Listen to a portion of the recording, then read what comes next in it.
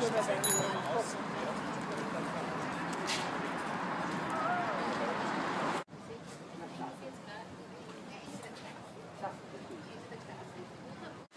I'm Fabian Barba and we are in Vienna. Okay, welcome to Dance Tech TV and to this interview that also we are doing it within the context of Critical Endeavor with some of the participants, collaborators here. Hello. And over there. And so Fabian, can you tell us about what are you doing here? So give us a little bit of context. I was performing yesterday night a piece called A Personal Yet Collective History. And I came here to talk a little bit about it.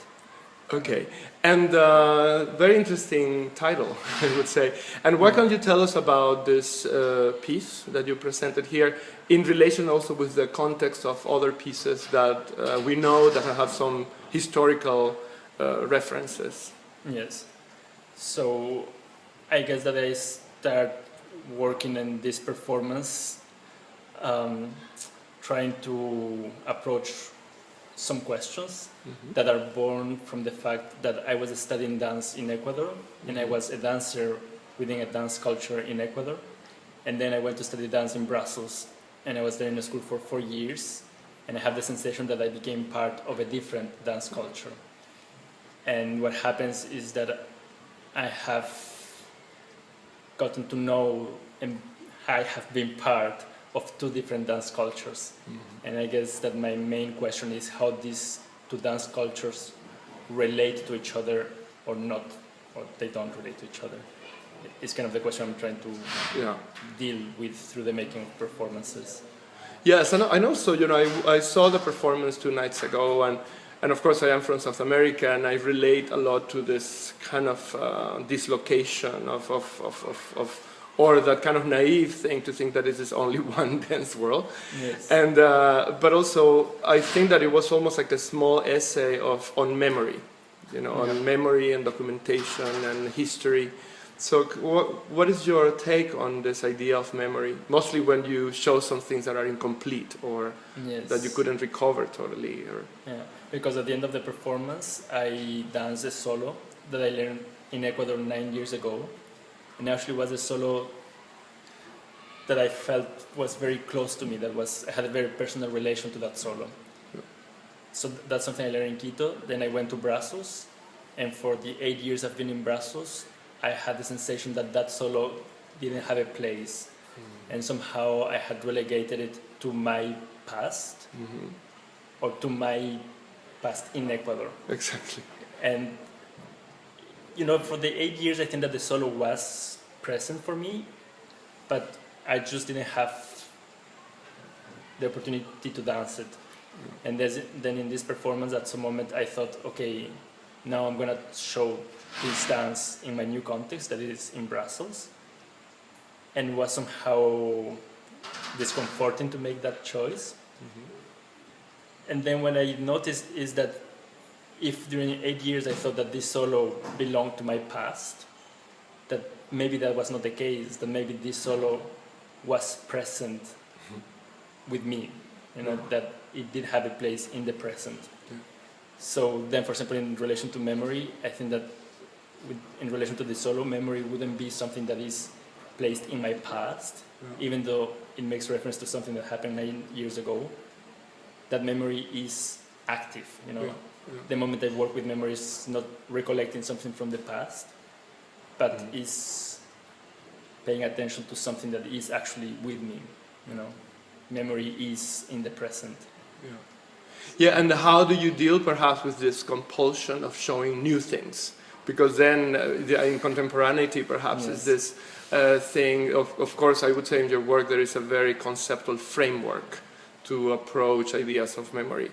So how do you relate with that? Yes, I think that I'm trying to resist to go on with that kind of ideology of progress, because in a very unspoken way, I have the sensation that in contemporary dance, in order for it to be contemporary, there might be the intuition that you have to innovate and try to find things that have not been done before, and to find what's going to be next. Mm. Of course, it's not a law, and I think that many people, if I say it in these words, they might say like, yeah, but that's not actually how contemporary dance works. But I think that there is an operation of this kind of thinking and this kind of values underneath, actually very active and operating in what we think is contemporary in contemporary dance. And then you add the idea of geography, because then there is a lot of things that I would say that have to do with post-colonial relationships, or how dance is actually, that contemporary dance, as I saw it, you know, it has this very colonial aspects of dancing, limon technique, let's say, in South America, or because Risa Steinberg was in the show actually, and I totally was kind of aware of her eyes, you know, when she was seeing your that last solo with definitely has some limon technique things. So how do you relate with or how you place it? Yeah, actually it's very curious that you bring the subject of geography, because before I made another performance, Emery Wickman Dance Evening, and then I was dealing with the problem of historical distance. But then, and I was dealing with the problem of historical distance within Europe. You know, Wickman as a German dancer, and I working in Brussels. But then I noticed that sometimes something that might look, I will say, outdated or belonging to the past, it might not belong to the past, it might belong to a different geography outside Europe. So this is a strange phenomena in which things that are happening outside of Europe might seem relegated to the past. So there is a coming together or a confusion of a historical and a geographical axis. And at the beginning I just saw it as kind of a symptom that I couldn't define. But then reading a book by Dipesh Chakrabarty, Provincializing Europe, so post-colonial theories, and he talks very clearly about this phenomenon in which you will think that things first happen in Europe and then happen in the rest of the world. So that traveling geographically outside of Europe means traveling back in time. And this confrontation of geography and history, I think, is one of the questions that is very important for me also in the thinking of contemporary dance. Contemporary for who, where, who writes that history, and who has the power to say this is contemporary, this is not. And the other is, you know, seems like history is always a performance in a way, you know, because I feel like there is, of course, you include this essay as a performance. You're not giving a lecture. So how do you place yourself in, because you can see now in a lot of performances this awareness of many layers of historical references, and practically from pop to Ecuador. So just to conclude, do you have any thoughts about this, or even where are you going after this? What was the reason of the order of your solos? Because it was not chronological. Yeah, cool. Yeah, so it was not chronological, and actually the selection also of the solos, there's not really a logic in the selection of the solos. There is not a clear principle of why I choose one solo or the other.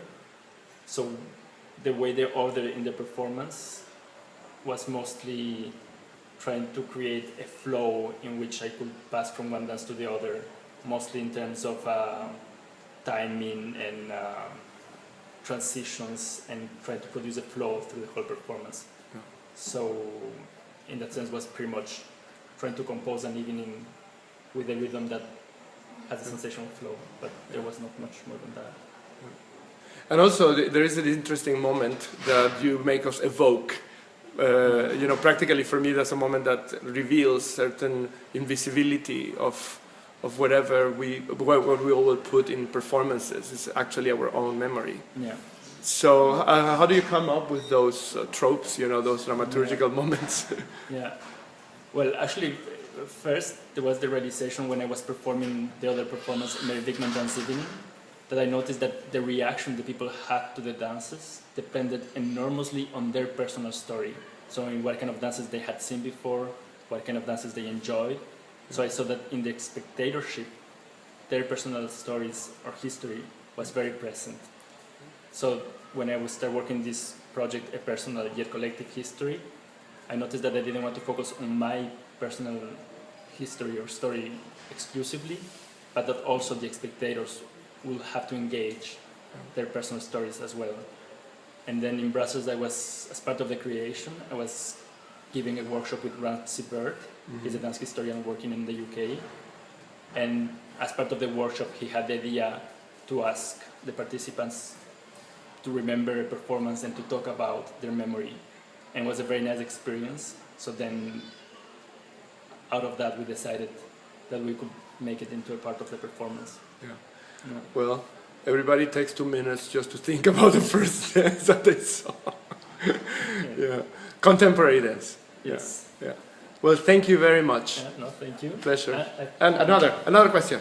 Hi, Yeah. I'm Laura. Hold on. Just a question, something you said then I think was interesting. You were talking about a memory of a performance, and I wondered whether you maybe remembered that in like a visual way, or was there like a sensory way, like an embodied way that you maybe remembered those experiences of viewing choreography, and did that impact on how you realized? I mean, I learned them from video, so I didn't have the memory of watching them live, and I had not learned them, so I didn't have any memory about most of the solos. So there were not things that you have danced before necessarily? No, actually there were things that did not belong to my personal story, but to the personal story of other dancers that I visit. And then after I learned the solos, at the beginning it's just doing material that is foreign to myself. But then I think that one of the things is that through the rehearsal, but mostly through the performing, I just practice them. I do one time and another time, and then little by little I see how my body learns to do that movement and relate to that. So I think that in those cases maybe I built a memory through the performing of the solo. So at the beginning, I have no relation to the dances and no memory of the dance because I have never done them before. But then I have a memory of the rehearsals and maybe later from the performances. And did you get some coaching from the choreographers or notes or some kind of direct dialogue or something? No, I just talked with 3 of the choreographers. I got feedback just from 2 of them.